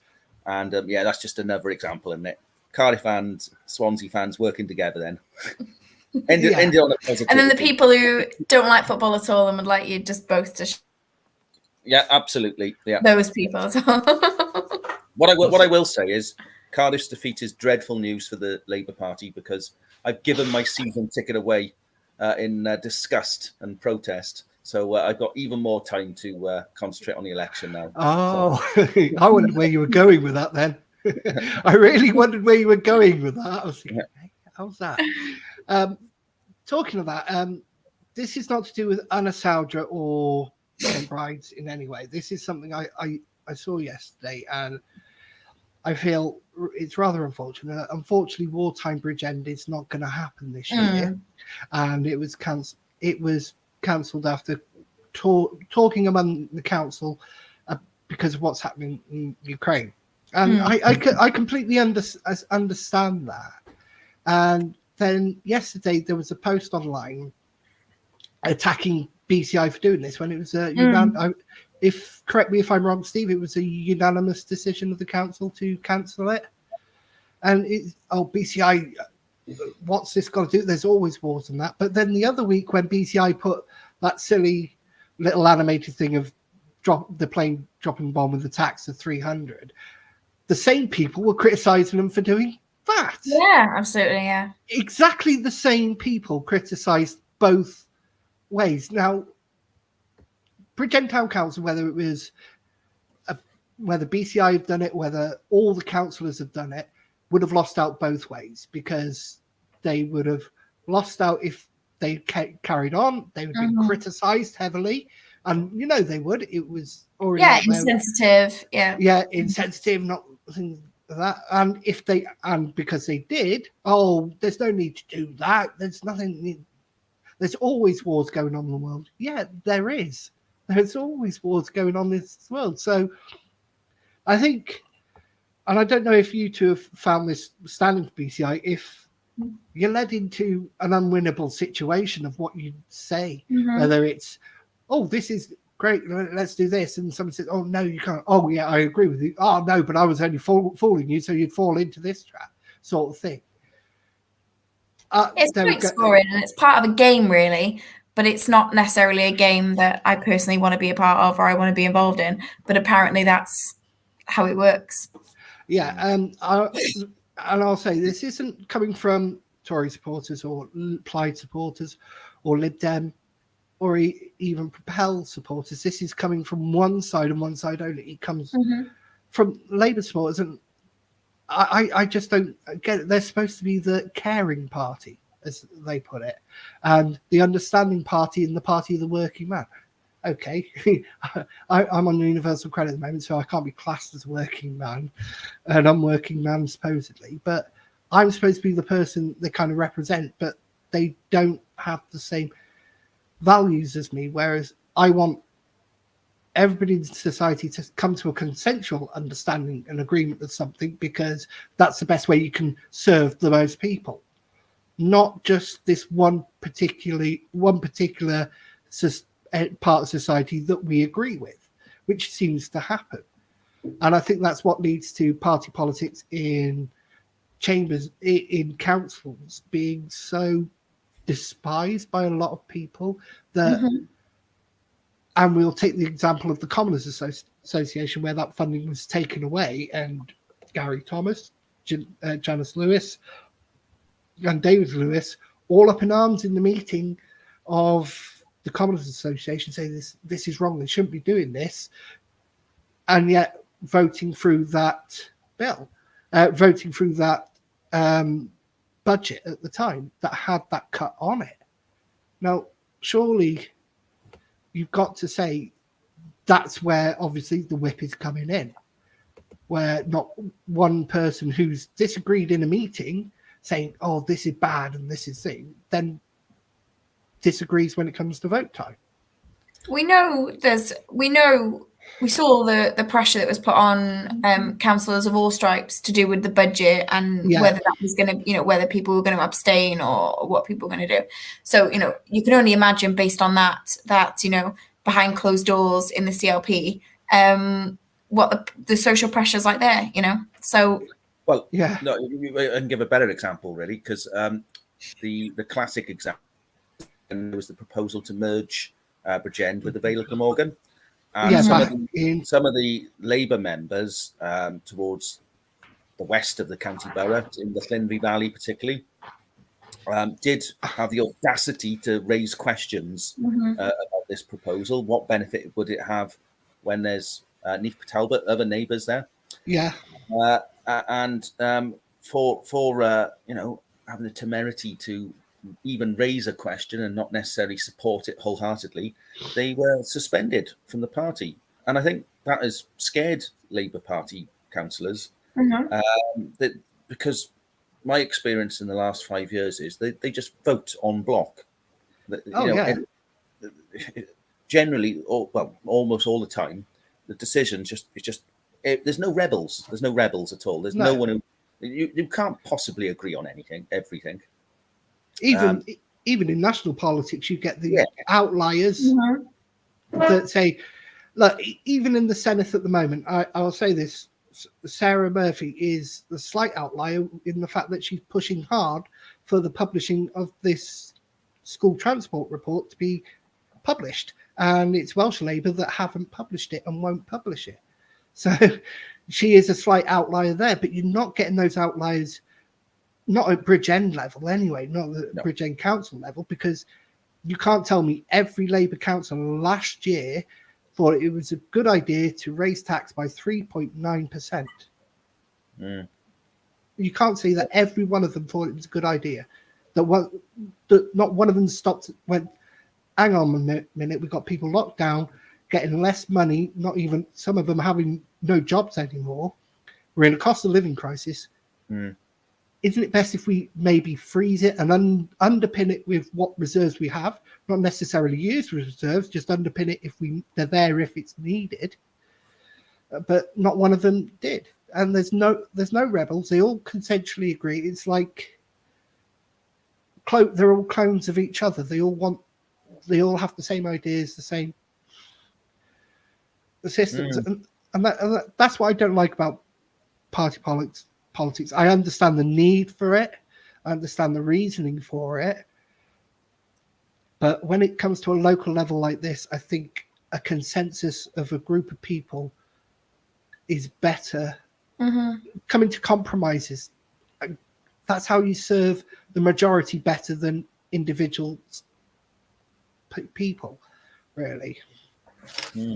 I think there's a cultural issue. There's a sense of entitlement. I think that's why, we see a lot of negative things about, or not a lot, some negative things, I suppose, about BCI. It's, people need to challenge us because, we're entitled to be here. And you see that really if you watch back the council meetings and stuff, which I've been doing recently, and see the way they speak to Tim, Alex Williams, some of the others. Well, it's not just BCI, Amanda, Matthew Voicey as well in that same meeting. Yeah. You were slapped down by the mayor. It's good to watch. Yeah, it's like but it right, that thought's gone completely out of my head. Keep talking. It come back to me. There was a thought there, and I think it was a good one for once, but it's gone. It's typical. But it's the thing. Oh yeah, that was it. When I messaged our illustrious mayor Spanswick if he would come on and do an interview, so I'm not sure because your BCI and BCI are toxic, and I said, well, there's toxicity on both sides. It's not just BCI doing it. Labour do it as well, not necessarily the councillors because they have their group of activists to do it. Yeah.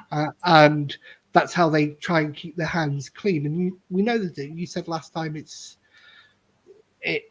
last time you mentioned about it in the meetings that you used to be when you were going to the meetings of the Labour group, things like that. They use their activists to do the dirty work while keeping themselves clean. And I said, well, there's both on both sides. It's not just from one side. And he said, oh no, you're really naive. And he said, BCI are toxic because they oppose all our policies. I said, that's not toxicity, that's opposition. If you think that's toxic, doesn't that make your own Labour Party in Westminster toxic? And that was the response from our mayor, who's been a councillor for 30 years in this county. That's his response. Oh, because you oppose our policies is toxic. Yeah, I mean, I think you'd have to be blind not to see what goes on. There are certain hubs, I guess, that are more that allow it to go on more than others. But you see, somebody will say, I'm just announcing my candidature for such and such a place, and straight away the same figures, same characters. Oh, are you a real independent, or are you part of the independent party? And it's the same people all the time. So, I think they're perhaps being naive in pretending that they don't see that that's going on. And, the criticism of, removing posts, deleting comments, this sort of thing, see how far you get. If you go on Bridgend County Labour page and start posting negative things about Labour, your comment will be removed. You do it again, your comment will be removed and you'll be blocked. That's. For some reason, they're not doing that to me yet. I'm surprised. Yeah. I'm surprised. But then again, if somebody comes out with the candidacy, I'll just drop them good luck in. Good luck. Yeah. I think that's the only reasonable response. Yeah, it is good luck. It's but talking about what you just said about they don't understand that BCI is not a party and they can't get that around their head. Yvonne Knott yesterday, Yvonne Tim, she's on the council with you, former wife of the leader of the council, former leader's wife of the council, Mel Knott. Yesterday she posted, this is unbelievable, the response from BCI to a normal question from a member of the public. And the member of public is, what is your position on certain, what's BCI's position on certain things? And it was explaining there, I don't know who was it, because it said BCI, who was explaining, we're not a party. If you want to tell us where you live, we'll get your councillor to get in, the candidate to get in touch with you and tell you what their beliefs are and how they would vote and things like that. We don't force out people who we support to vote a certain way. That's why, yes, there may be some common aspects, but we don't say we're definitely going to do this. BCI are definitely going to do this, because they can't. We're not a party, because it's a bunch of independents. And Yvonne Mark, in that little thing, was so drunk. Oh, this made me laugh. How laughable is this? From a normal question, from a thing. And it was a sensible, considered response. Tell us who your candidate is, and we'll get you in touch with them so they can give you their answer, which is the perfect response, which even the Labour Party should be doing that sort of response. Okay, Labour parties will have their own directives, but we'll let your councillor talk to you, the prospective councillor talk to you. And that's what Yvonne, and I find that quite bizarre to think that's laughable.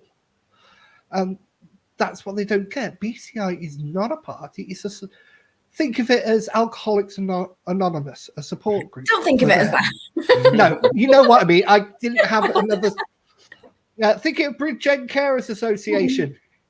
Think of it that way, that we're there to support people and help people. BCI is there to support and help, not dictate, not say, oh, if we do this for you, you've got to do this for us. All we ask is you give support to other people and help them if they need it. And we don't even make you do it. We just say, be considerate. And that's all it is. So we're now at 2 hours, 2 minutes. I'm not going to go like I could talk to you two all night. And me and Tim know that we had to cut it short.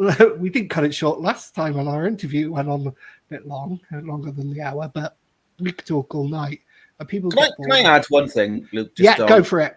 Only on Ynysawdre Community Council. It's just something that was been in my mind for a couple of days, really, going forward. If I'm lucky enough to get re-elected, one thing I thought of doing was maybe having an open day where we have a venue, we'll have a laptop, we'll have all the financial information, members, the clerk could attend, any members could drop in, and we'll have that venue, and anyone in the community could pop in on that open day and ask any questions they want on that one day. And we'll have the information there, all the financial information, all the because we've actually invested in a system now, Scribe. So we a touch of a button we made to show all the financial information. Yeah, and that's if I am lucky enough to get back in, that is something I'm going to propose, that we have this open day where to show even more transparency. That anyone who's got a question, they can meet us that day. But if you can't make that day, you can obviously still ask questions, via the 10-minute presentation thing, or write us a letter, or give us a ring, or whatever, But that's something I want to. I don't know. What do you think of that, Leanne? Let's just put you on the spot. We recognise that trust has to be earned in us by the community because of the financial irregularities that have gone on before, that even though they had nothing to do with us personally, we need to earn and rebuild that trust. So I think, that would be something I'd support in full council. I think it's also an idea, because I know Ynysawdre struggles to fill its quota of councillors. We do. Maybe looking towards the younger community. Now that 16 and 17-year-olds can vote, they can actually stand. Well, one thing we did do, I can't remember. Yeah, we had the youth council from the school, didn't we? Yeah, she lasted one meeting, unfortunately. But, it we tried. But I didn't like, you can have a young member, right? What I didn't like about that is the young member doesn't have voting rights. They can only they can only speak. No, but I think, come on, if you're going to have a young member, they should have full rights. Let's give them the proper responsibility, I think. Yeah, but at the time, the legal age was 18. And to we vote, were looking, yeah. but now that the legal age for voting is 16, 17, the legal age for standing is 16, 17. So maybe going back to the school and getting people to say, you will have voting rights on this council and you can help shape the future for the young people of this community. Maybe that's something for the future or something, because I think young people are very, very, very underrepresented in county councils and community councils. Like last time, Sorrel Dendy was the youngest councillor in the council. And the other thing I was going to pick you up on, Luke, was you've got a little thing going at the bottom of the screen in green. You have a voice. Yeah. Please use Yes. your voice on May the 5th, 2022, and vote for who you feel would be the best candidate or something like that. Just got to pick you up on that a little bit. Ynysawdre and St Brides, of course, we're a pilot area where you can also vote on the 3rd, 4th, and 5th as well. Okay. Yeah. I don't put that because then I'd have all this different pilots, because Convict School's doing the pilot for the children's voting in schools.